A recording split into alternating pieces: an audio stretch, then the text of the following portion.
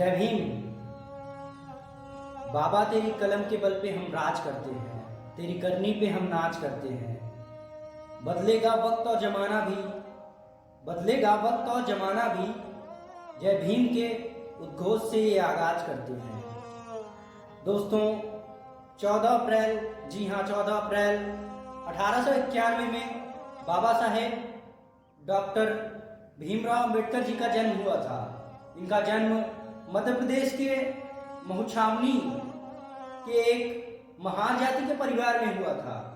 यह महार जाति उस समय की बहुत ही शोषित, वंचित और पीड़ित समाज हुआ करता था, जहां उस समय उनके गले में हांडी और कमर में झाड़ू हुआ करते थे, ताकि वह पथ पर चलें तो उनके पथ मार्ग मिटते जाएं, और जब वह थूकें तो सिर्फ उस मटकी में थूकें।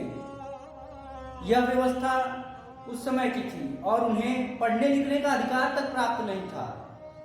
परंतु पिता Ramji Sakpal British Indian army के सूबेदार हुआ करते थे, जिनके कारण बाबा साहेब को पढ़ने का अवसर प्राप्त हुआ, परंतु उनको कक्षा के अंदर बैठने का अधिकार न मिला।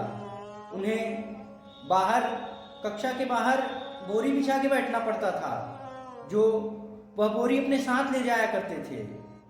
उन्हें पानी तक पीने का अधिकार न था।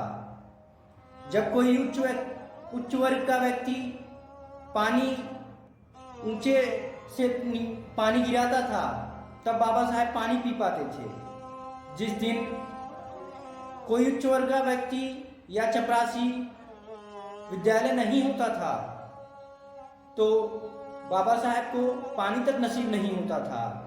ऐसी कठिन परिस्थितियों में भी बाबा साहेब ने हार न मानी और अपने कर्तव्यों पर डटे रहे। उन्होंने 32 डिग्रियां हासिल की। उन्हें 9 भाषाओं का ज्ञान था। दोस्तों, भारत के संविधान निर्माता, जिनके कारण आज शासन व्यवस्था सुचारू रूप से चल पा रही है। शासन व्यवस्था, प्रशासन व्यवस्था, लोकतंत्र व्यवस्था और नारी सशक्तिकरण व्यवस्था आदि व्यवस्थाओं का श्रेय मैं बाबा साहेब को देना चाहूँगा, क्योंकि उन्हीं के कारण ही आज महिलाएं पढ़ पा रही हैं। मैं आपसे बात कर पा रहा हूँ, मैं आपके सामने बोलने में समक्ष हो पा रहा हूँ या सक्षम हो पा रहा हूँ। तो बाबा साहेब के जन्मदिन के अवसर पे, जयंती के अवसर पे मैं सभी को बहुत बहुत बधाइयाँ देता हूँ। जय भीम।